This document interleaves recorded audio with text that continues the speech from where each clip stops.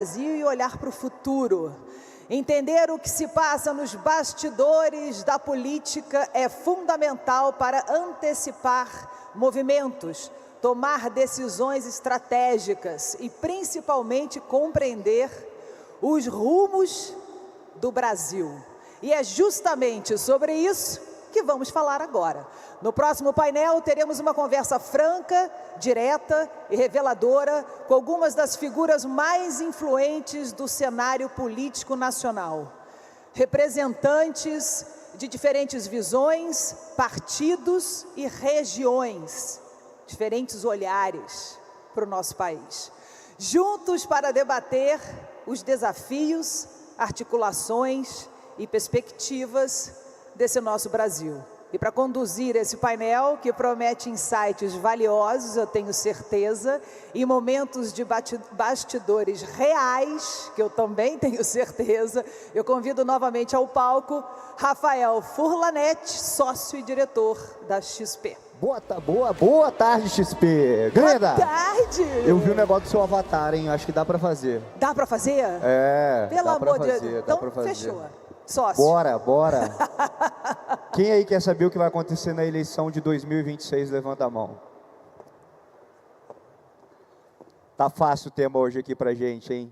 E para isso, eu vou receber presidentes de 4 partidos para a gente juntos aqui discutir os desafios e as perspectivas da economia e da política. Porque todos nós aqui fazemos políticas nas nossas casas, nas nossas empresas e na política. Então, é muito importante o envolvimento de cada um de vocês na política. Para fazer política não precisa ser político, precisa se envolver. E quando a sociedade se omite, todos nós aqui pagamos esse preço, por meio de aumento de imposto, por meio da falta de segurança pública, da saúde. Então, eu faço esse convite para vocês a se envolverem nesses temas, na sua cidade, no seu estado, no seu país, porque só dessa forma a gente constrói um Brasil que vai ser melhor para todos. E para isso eu chamo aqui ao palco o presidente do partido. Cadê vocês? Vem cá, pá. Pode vir todo mundo, gente. Eu não vou chamar um por um, não. Bora que eu não sei quem vem, então eu vou lá buscar eles. Bora! Ó, uma salva de palmas aí, gente. Bora! Bem.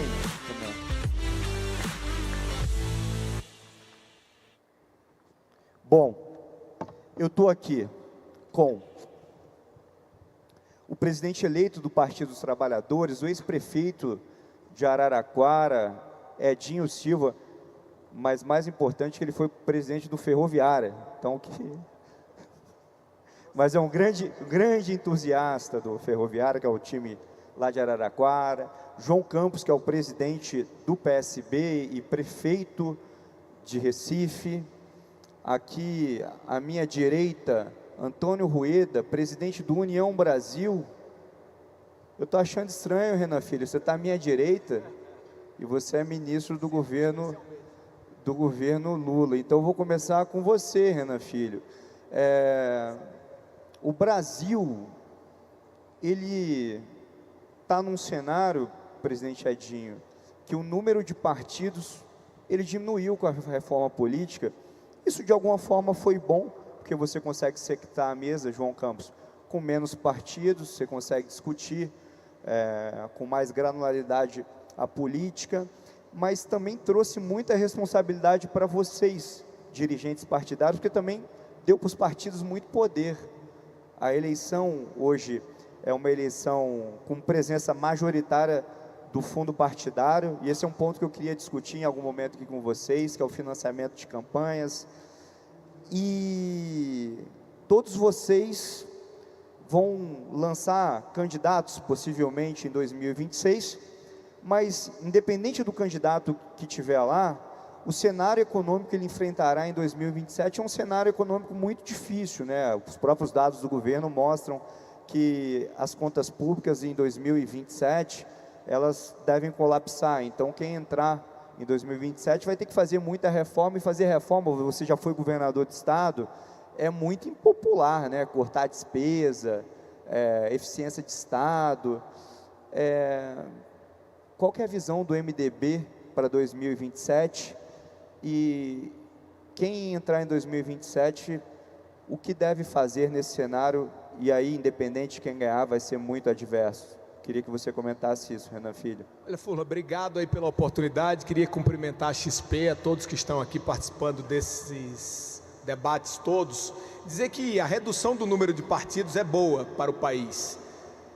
Mesmo tendo reduzido o número de partidos, o Brasil, comparado com o mundo, talvez ainda tenha mais que a média, né? A gente olha os Estados Unidos, na Europa, os países têm menos partidos do que o Brasil. Então essa diminuição ela é boa, ela dá mais clareza para as pessoas qual é a defesa que cada partido faz.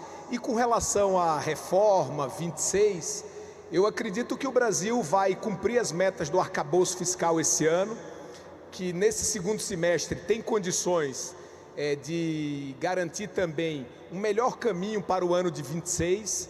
E eu acredito que para as dificuldades de 27, a democracia ela já apresenta a solução, que é a eleição. A grande vantagem é que 26 vai haver eleição para que a gente faça esse debate. Então cada um de nós aqui, o Renan, o Rueda, o João, o Edinho, vai ter a oportunidade de ir nas redes, na rua, nas televisões, por meio do horário eleitoral gratuito, defender um projeto de país. Mas, desculpa te interromper, mas quem for candidato em 26, e esse talvez é o grande mal de a gente ter antecipado o debate eleitoral, como que ele vai para a televisão e fala assim, eu sou a favor de desvincular o salário mínimo dos benefícios sociais para os inativos, porque cada R$1 do salário mínimo que mexe, como vincula todos os benefícios sociais, o impacto é de 400 bilhões de reais. Não, por exemplo, eu, candidato, vou fazer aqui que o servidor da inativa não vai ganhar bônus de produtividade. O que parece factível, né? O cara está na inativa, ele não ganha produtividade. Ganha a eleição falando essas verdades? Não, eu acho o seguinte, Furlan, cada um aqui, nesse auditório, aqui nesse painel também tem um projeto, pode ter uma ideia, mas tem que ganhar a eleição, tem que defender um projeto. Então, às vezes eu vejo, acho que é um bom debate aqui, o mercado, alguns economistas, terem teses para conter o crescimento do salário mínimo. Como o congelamento do salário mínimo. Congelar o salário mínimo ou desvincular os benefícios sociais. Eu só não vejo na política ninguém defender. Não tem nenhum candidato à presidência da República nesse momento que defende congelar o salário mínimo pelos próximos 6 anos. Agora, o presidente Lula, ele defende o contrário. Ele acha que o salário mínimo deve crescer, porque só sabe o que significa o salário mínimo congelado quem precisa de para sustentar a sua família. Então eu acho o seguinte, para concluir a minha participação e para a gente democratizar aqui, nesse início, é que projetos todo mundo pode defender. Agora, nós não encontramos no mercado as pessoas que defendam isso. Vejam bem, 2 candidatos que são especulados como candidatos, apesar de não se colocarem ainda. O Tarcísio, que é governador aqui de São Paulo, e o Ratinho Júnior, que é governador lá do Paraná. Os 2 fizeram eventos nos últimos dias, Furlan, para comemorar os salários mínimos do seu estado maior do que o salário mínimo do país. Então, obviamente, ele não se associa a esse discurso que você coloca. Por isso que a eleição é importante. E ela virá em 26 para a gente fazer uma discussão. Edinho, você foi prefeito, João, você é prefeito. Dá para ganhar a eleição falando a verdade do que tem que ser feito em 27, Edinho? Primeiro, minha saudação a você, ao Renan, ao Rueda, ao João e, claro, a quem nos assiste. Eu penso que a verdade tem que prevalecer sempre. Eu não tenho dúvida que a eleição é um momento propício para que a gente debata projeto de país. Eu penso que nós temos uma oportunidade em 26, primeiro para discutir que Brasil que nós queremos. Que Brasil que nós queremos deixar como legado para as futuras gerações. Um país que tem uma renúncia fiscal de 860 bilhões de reais ano. É muito dinheiro. Um país que tem renúncia fiscal e que tem, portanto, uma política tributária extremamente onerosa para o conjunto da sociedade brasileira. Eu fui prefeito, o João é prefeito, o Renan foi prefeito. para que a gente, e o Renan é governador, para que a gente atraia empresas para as nossas cidades, para os nossos estados, nós damos desoneração, para que elas venham, se instalem, com um dia para começar a desoneração e com um dia para terminar a desoneração. O Brasil é o único país do mundo que tem desoneração ad eterno. Nós temos ainda o PERSE no Brasil. Nós estamos desonerando setores... Alguém aí sabe o que é o PERSE? Levanta a mão. Nós estamos onerando setores... Isso é um problema, tá, prefeito? Porque as pessoas sabem pouco. Sim, eu estou tentando explicar o que é o PERSE. Nós estamos onerando setores de eventos, que inclusive o PERSE se estendeu além de setores de eventos, que foram beneficiados durante a pandemia, porque era correto desonerar durante a pandemia. Mas não faz nenhum sentido nós continuarmos desonerando, que eu chamo de desoneração ad eterno. O Brasil é o único país do mundo que desonera sem data para começar e sem data para terminar. Nós não queremos esse Brasil, porque isso significa um Brasil de privilégios. Nós queremos um país que cresça, que se desenvolva, que seja um país de igualdade de oportunidades, um país que distribua a renda, porque, evidente, para o Brasil ser justo, ele também tem que distribuir renda. O mundo tem que distribuir renda, e eu penso, Furla, que o debate, inclusive, da desoneração de renda, que nós estamos fazendo no Brasil agora, é um debate que o mundo tem que fazer. Porque quando 10% do mundo concentra 52% da renda, não há política contra a imigração que vai dar conta. Não adianta os países mais ricos do mundo adotarem medidas de expulsão, de perseguição de imigrantes, porque se a renda continuar se concentrando, o fluxo migratório vai aumentar.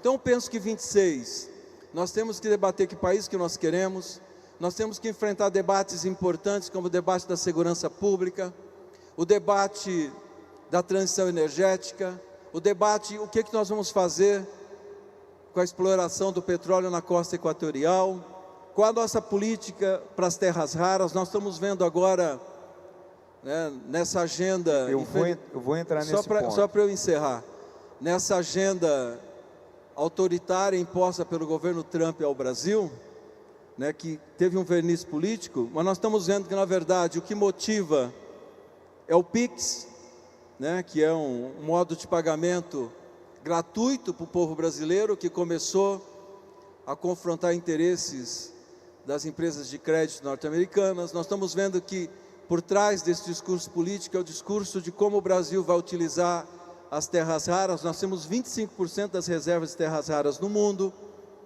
Eu penso, portanto, a eleição de 26 será uma eleição fundamental para que a gente debata que Brasil que nós queremos, que país que nós queremos deixar para as futuras gerações. Eu vou fazer duas perguntas no gancho que você me deu, mas cumprimentando aqui, João, o prefeito de Campina Grande, Bruno Cunha Lima, que nos assiste, teu colega, e a carga tributária no Brasil já é muito alta, né? Então, quando a gente fala de combater privilégios, desonerações, eu concordo, boa parte das desonerações que a gente tem no Brasil, incentivos fiscais, já não fazem sentido, mas a carga tributária já é muito alta, né? O carrapato está ficando maior que o boi.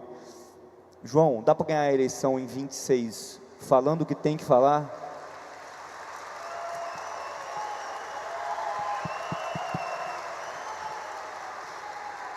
Dizer, primeiro, da alegria de estar aqui hoje, saudar Edinho, Furla, Rueda, Renanzinho.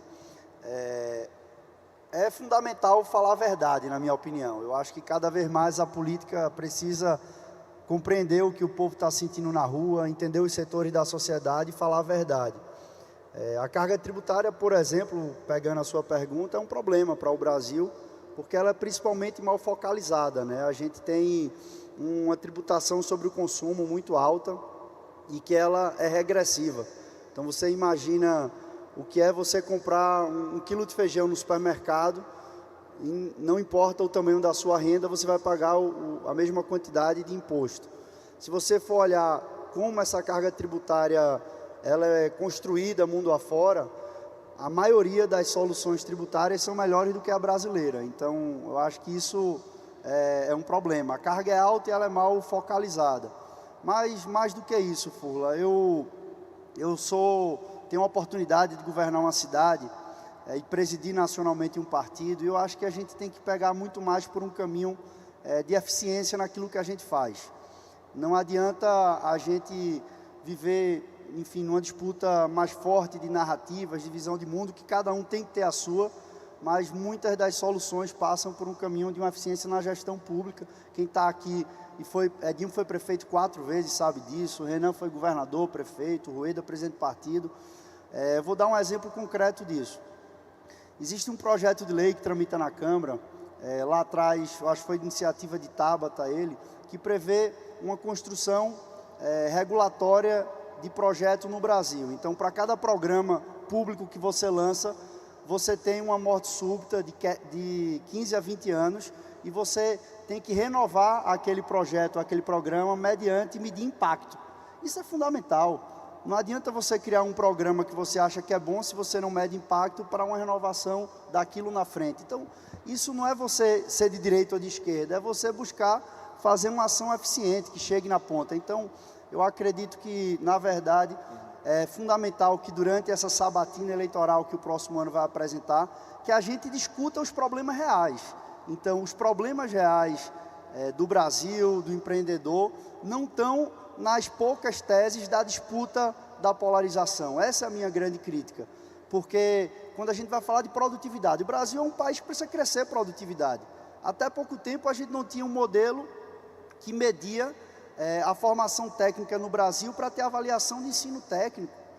Enquanto a gente forma 8% no médio técnico no Brasil, você olha a Áustria, a Suíça, chega a 80%. Então, a gente precisa discutir os problemas reais do Brasil, e o que preocupa esse ambiente com a temperatura muito alta é a gente sair do problema real. E discutir pessoas, fica Vasco e Flamengo, a gente entra pouco nos temas concretos, eu concordo com você.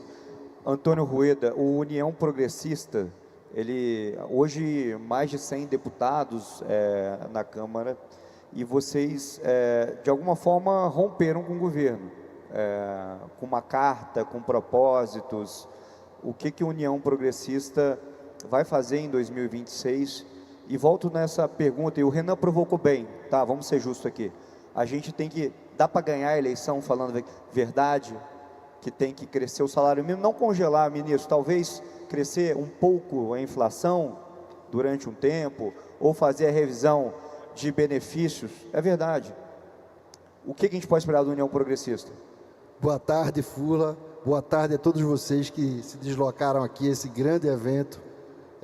Saúdo o Edinho, um amigo, ao João, meu conterrâneo, ao Renanzinho aqui, e eu acho que sim, eu acho que a gente tem que enfrentar a verdade. Eu não tenho dúvida, Furla. E quando a gente fala de verdade, a gente não tem que enfrentar a verdade em 2026, a gente tem que começar a enfrentar a verdade hoje. Agora há pouco, a gente teve um episódio, que foi o episódio do IOF, que na política e no mercado financeiro, tensionou bastante. E quando a gente se remete a esse ponto, a gente tem que retornar ao orçamento. O orçamento, como foi montado, Furla, a peça orçamentária, ela foi uma ficção, ela não foi uma peça verdadeira.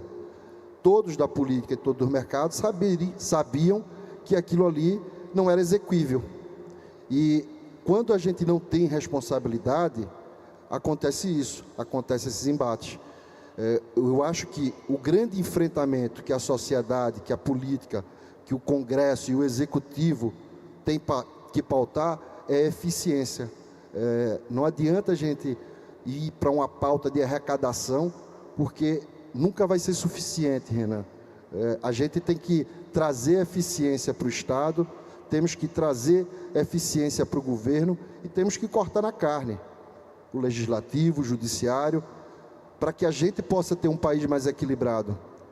E isso não está sendo dito. Mas nesse ponto, presidente, você comanda mais de 100 deputados. Você acha, e a gente está num momento do Brasil, onde eu falo isso publicamente, Edinho, todo mundo tem que abrir mão. O empresário tem que abrir mão do incentivo fiscal, da meia entrada, o político tem que abrir mão de parte das emendas, o judiciário tem que abrir mão de parte dos privilégios, porque numa sociedade onde todo mundo quer só garantir o seu, nós vamos bater no muro, e já estão batendo.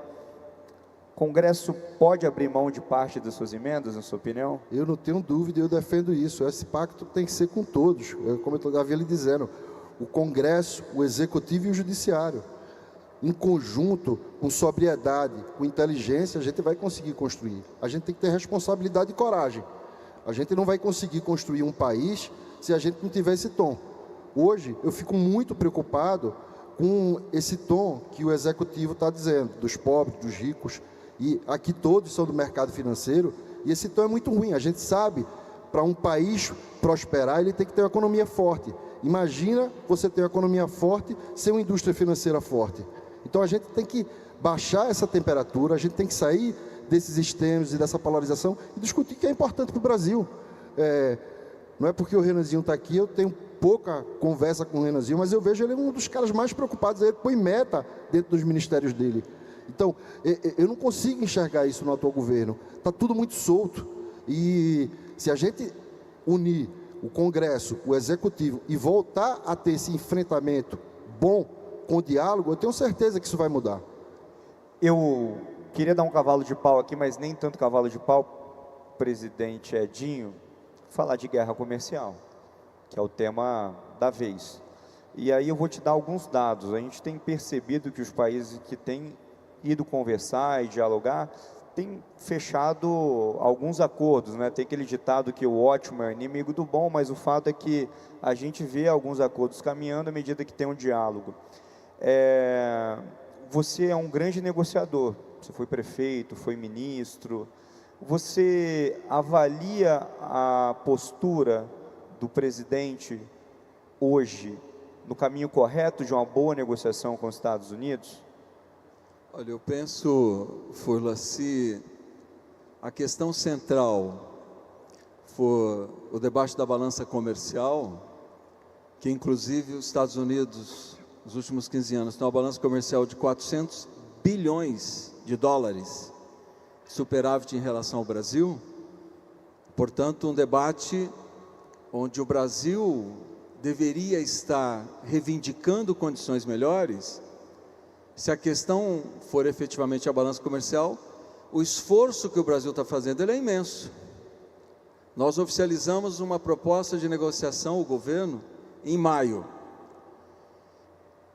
Nós estamos vendo liderados pelo vice-presidente da República, governador de São Paulo, foi governador de São Paulo, Geraldo Alckmin, o governador mais vezes eleito da história de São Paulo, liderando esse processo de negociação de forma muito enfática, querendo negociar. Se a questão for a balança comercial, eu penso que há um caminho imenso de negociação pela frente. A questão é, se for uma retaliação ao fato do Brasil participar dos BRICS. Portanto, qualquer país do mundo tem o direito ao multilateralismo, ou seja, qualquer país do mundo tem o direito a negociar com outros países do planeta. Qualquer país do mundo tem o direito a construir blocos de negociação e de comercialização. Mas, presidente, você concorda que quando você ameaça a moeda americana na história do mundo, isso nunca deu certo, assim, quando você vai olhar? Pô, pessoal, por favor, para, olha só. Olha só, vamos fazer um combinado aqui. Não, é o direito da plateia se manifestar. Não, aqui é um bate-papo sério. Eu estou entrevistando pessoas que eu respeito como políticos e administradores públicos, e aqui vocês são empresários, são investidores, e eu não gostaria que isso aqui virasse um debate de fla-flu, porque aqui a gente está debatendo o Brasil. Então eu vou pedir, e eu conto encarecidamente com vocês, que a manifestação, vamos deixar para depois, aqui eu quero ter um debate sério com o presidente do PT, Edinho, com o presidente do PSB. Então, eu posso pedir isso para vocês? Combinado? Então vamos lá, presidente. Não, primeiro, eu acho que a plateia tem todo o direito de se manifestar. Mas como eu sou da casa, eu posso pedir isso, porque senão a gente vai... Não, mas eu acho que tem todo o direito de se manifestar, inclusive me dá a oportunidade de dialogar. Eu acho que quando eu sou provocado, eu entendo isso como um direito ao diálogo. E esse direito ao diálogo me permite de dialogar com a plateia. Primeiro, os Estados Unidos, eles priorizaram a ALCA, e o mundo não reagiu ao fato deles priorizarem a ALCA. Eles priorizaram a comunidade europeia, e nenhum país do mundo que não estava incluso reagiu pelo fato deles priorizar a comunidade europeia. O Brasil, no começo do século XX, portanto não é de agora, começou a dialogar na época com os países emergentes, China, Índia, África do Sul e Brasil. Portanto, é um direito dos países emergentes dialogarem para construírem relações comerciais e terem troca de tecnologia. Isso não pode ser problema para o mundo. O direito de um país construir relações fora da percepção hegemônica não pode ser problema para o mundo. Um mundo democrático não pode reagir quando um país tenta construir relações comerciais e de troca de tecnologia. E a questão de nós dialogarmos também com países que têm constituído moedas fortes, também é um direito desse diálogo. Por que que o país não pode dialogar com outro país que tem moedas emergentes? O que nós temos que estranhar é a reação autoritária. Portanto, eu volto a dizer, se o debate é o direito do Brasil enquanto nação, dialogar com outros países, eu penso que o nosso povo, a nossa nação, tem, por soberania, o direito de dialogar. Para eu avançar, Furlan, se o debate for o PIX, como foi colocado na agenda agora, que é um modo de pagamento que virou um patrimônio do povo brasileiro, um patrimônio que movimenta 30 trilhões de reais ano, sem nenhuma tributação, sem nenhuma taxação. Se o debate for o que o Brasil fará das suas terras raras, eu penso também que esse debate tem que dar como um país soberano. O Brasil é um país soberano e tem que ser respeitado enquanto um país soberano. Portanto, se o debate for comercial, o governo está negociando com os Estados Unidos, tem que negociar.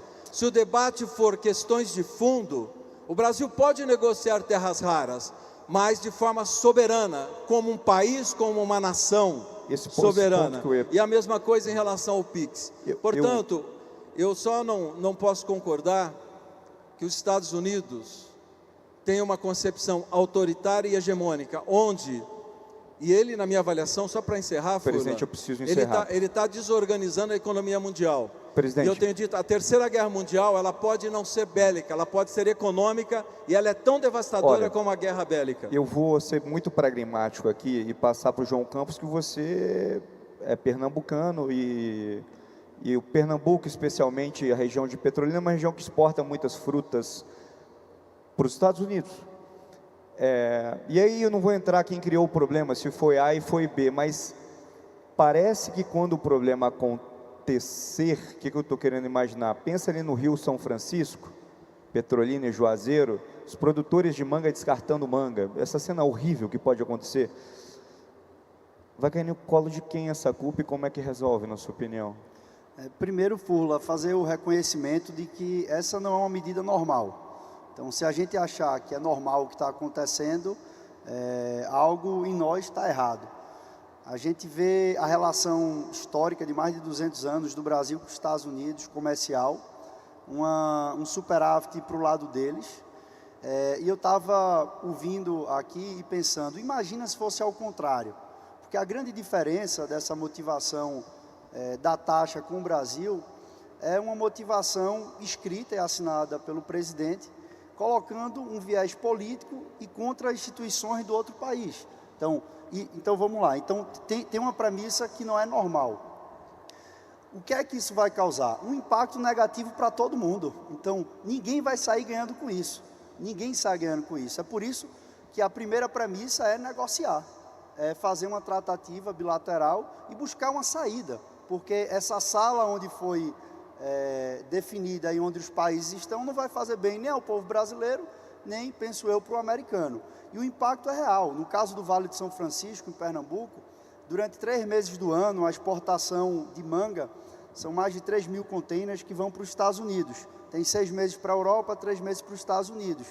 Há uma chance real de parte dessa produção significativa ser perdida. Você perde o preço, com isso uma parte entra no mercado local, uma parte ainda continua indo para os Estados Unidos, pode-se buscar algum pequeno mercado nesse período, mas uma parte significativa vai ser perdida, vai deixar no pé ou vai cortar. Mas a culpa vai ser de quem? O produtor pernambucano, o empresário capixaba lá do governador Casagrande, que exporta granito? O maior dano vai para o brasileiro, vai para o produtor, vai para o emprego que ele vai ter que cortar, por isso que tem que encontrar uma saída.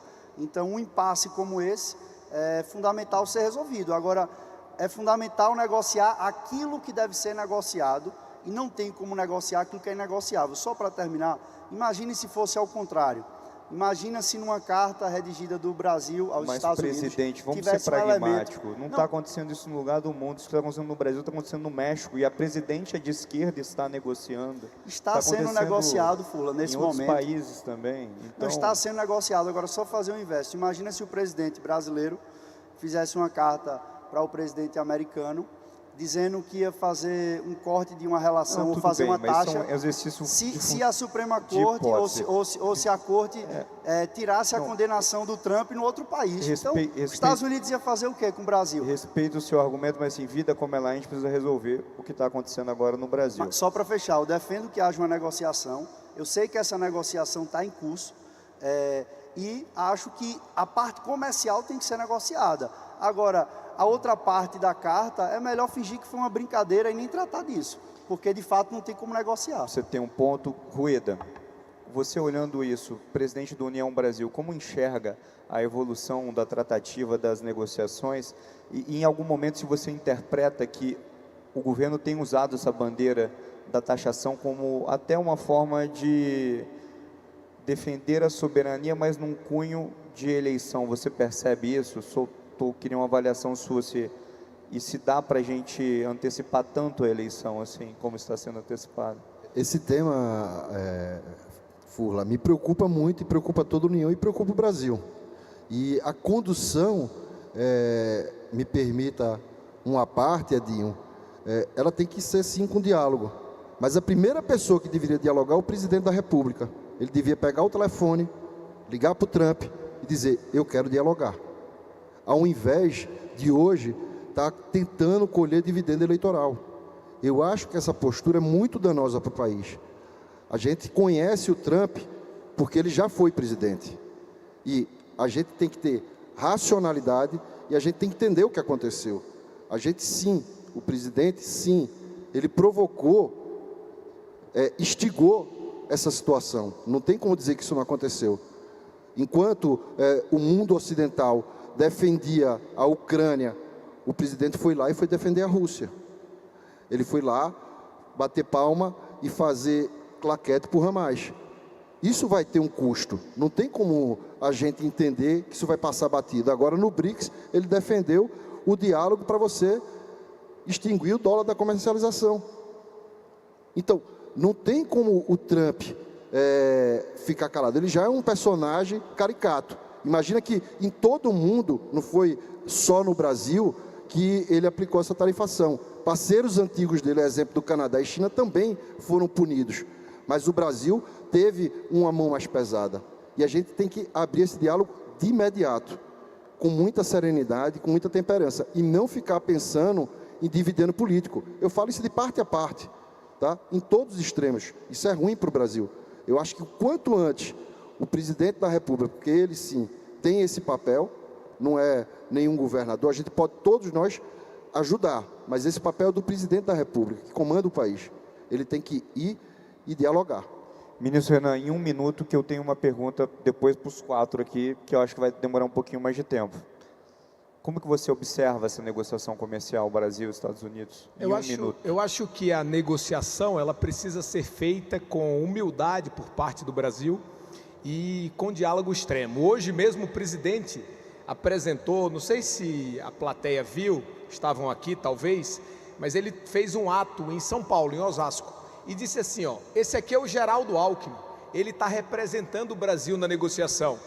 é uma das pessoas mais qualificadas, foi 4 vezes governador de São Paulo, experiente na negociação, calmo, e quer conversar com os Estados Unidos. Mas o fato é que não há falta de diálogo por parte do Brasil, está faltando diálogo da outra parte. A gente precisa também dizer isso aqui. Agora, para além das questões comerciais... Mas o ministro não deveria estar nos Estados Unidos, em Washington, e não em Osasco? Não, deixa eu só te falar uma coisa. O Senado, a qual eu faço parte... Por favor, pessoal. Por favor. O ministro não estava em Osasco, não. O ministro não está em Osasco, pessoal. Quem está em Osasco é o presidente da República. O ministro Alckmin está 20 horas por dia trabalhando, ligando, falou com o secretário do comércio americano. Recentemente eles disseram que no fundo, o plano de fundo é a questão das terras raras, dos minerais que o país tem. O que eu acho, Furla, é que as questões comerciais precisam ser discutidas. Agora, o Brasil, obviamente, não pode substituir o seu direito como nação, porque uma outra nação assim deseja. E foi importante o presidente Lula ter defendido inicialmente a soberania. Queria só dizer uma coisinha, rapidamente. Essa questão de moeda, pessoal, eu presumo que tem muita gente aqui que é economista, tem um montão de investidores, uma rapaziada com cabeça... empreendedores. Muito empreendedor, uma rapaziada com cabeça de mercado, da livre iniciativa. Moeda não se impõe, nenhuma. As pessoas comercializam seus produtos em dólar, porque o dólar gera confiança. Então, se o dólar perder a confiança, porque os Estados Unidos geram déficits fiscais sucessivos anuais crescentes, se os Estados Unidos têm uma política neoimperialista, não será o Trump, nem nenhum outro presidente que vai impor comércio em dólar. Como o contrário também é verdadeiro. Ninguém vai tirar o dólar se o dólar for a moeda mais confiável, Furla. É assim que se trata comércio internacional. Moeda é confiança, não é vontade nem de Trump, nem de ninguém no mundo. Ministro, presidente Edinho, eu queria fazer uma pergunta agora para vocês. Quando você olha assim o PFL, né, depois do Antônio Carlos Magalhães, teve muita mudança, né, virou o DEM, agora a União Brasil, o PSDB, depois o Fernando Henrique Cardoso.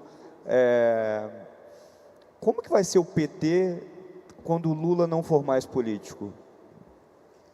Olha, eu penso que esse é o grande desafio do PT. É ele ser um partido... E se existe Lula fora das eleições de 26? Não. Não, primeiro, então, deixa eu responder, é mais fácil de responder. Não tem essa possibilidade. Então, o Lula é candidato em 2026 pelo Partido dos Trabalhadores. Exatamente. Eu penso que o grande desafio do PT, e como de todos os partidos que têm lideranças grandes e fortes, é ele saber fazer a transição quando essa liderança não disputa mais as eleições, quando ele não está mais nas urnas. Não que o legado deixe de existir. O legado do Miguel Arraes, do Eduardo Campos, continua a existir. O legado do Brizola continua existindo. O legado do Ulisses Guimarães continua existindo. Esse é o desafio dos partidos.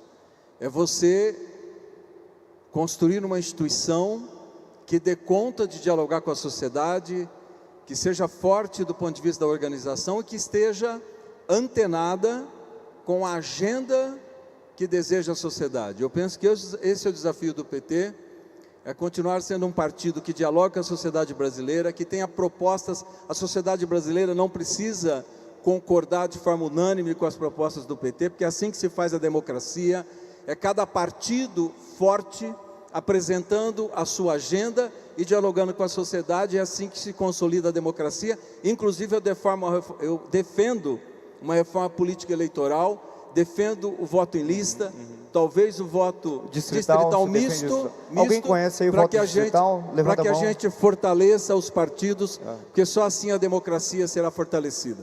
Antônio Rueda, existe 2026 uma eleição, ao que tudo parece, sem o nome de Jair Bolsonaro nas urnas. Como que será a direita do Brasil em 2026, na sua opinião, como líder da União Brasil? Furla, o que a gente imagina é que esse campo da centro para a direita, ela vai se unificar numa candidatura. Hoje você vê que esse campo, a gente já fala o nome do Tarcísio muito, do Ratinho, do Zema, o do próprio Caiado, que é o nosso pré-candidato, e eu enxergo que esse movimento vai ser um movimento mais eficaz. Com todo respeito ao Edinho, eu acho que o governo Lula, o governo 3, ele não consegue entregar hoje à sociedade o que a sociedade precisa. É como eu disse a você, a gente precisa de um enfrentamento com coragem. E eu não consigo enxergar essa mudança, eu não consigo ver uma sociedade equilibrada, onde você consiga fazer os cortes de gastos e ter alguém que enfrente de verdade saúde, educação. A gente tem um problema que vai bater e se avizinhar na nossa porta, inteligência artificial. Imagina a quantidade de gente que vai ficar desempregada em 3, 4, 5 anos. E a gente não está nem pensando nisso. Então, a gente tem que modernizar esse Estado, a gente tem que ter uma candidatura que traga o Brasil para o rumo certo, que é o rumo da prosperidade, e a gente tem que mudar esse país. Renan, você é senador eleito, está licenciado em ministro, e a gente escuta que o Senado vai renovar 2/3 em 2026 e que a direita fará um trabalho para eleger um grande número de senadores. Como isso impacta o governante eleito em 2026? Em 30 segundos. Impacta bastante, né? Eu acredito que a eleição de 2/3 do Senado, ela é uma eleição super relevante para o Brasil, porque sobretudo no Senado, com o voto majoritário, os candidatos precisam discutir o pensamento médio da sociedade e por isso é uma oportunidade importante. Eu não acho que vai ser tão simples eleger um montão de senadores como estão falando, não. Eu acho que a disputa eleitoral ela sempre se coloca como dura e é preciso dar mais clareza ao discurso da direita. Eu até concordo com o que Rueda coloca, que a direita vai tentar se unificar, mas o problema é que ao invés da unificação agora, Rueda, vocês têm um Caiado candidato, o Zema já se lançou candidato, o Tarcísio diz que não é, o Ratinho quer ser candidato, o Kassab não sabe bem se o PSD vai ter ou não candidato, e o Bolsonaro deseja ter o nome Bolsonaro na cédula. Então isso tudo reunidamente coloca muita dificuldade no cenário agora e parece que a gente só vai ter a elucidação disso em 26 mesmo. A gente já está no final do nosso bate-papo, agradecer muito o presidente Edinho por você ter vindo aqui, presidente João Campos do PSB, presidente Antônio Rueda, ministro Renan Filho, liderança importante aqui hoje substituindo o Baleia Rossi, presidente do MDB, e convidar todos, amigos e amigas, para uma reflexão de que a política é para todos nós, a política não é só para políticos, todos nós devemos de alguma maneira participar desse debate, se interessar, porque o que começa no seu bairro, na eleição de um vereador, de um prefeito, um deputado estadual, de um deputado federal, de um governador, de um presidente, a participação da sociedade no processo eleitoral é muito importante, e sair daqui para que vocês reflitam muito sobre os próximos anos e que vocês participem cada vez do dia a dia da construção do Brasil, porque num país onde a elite, eu falo aqui não elite financeira, elite pensante, mas as pessoas que se omitem, ele é muito fraco. Então todos nós aqui devemos sair da moita, nos se manifestar e participar desse processo, dessa construção. Muito obrigado a todos e a todas. Tenham uma boa Expo.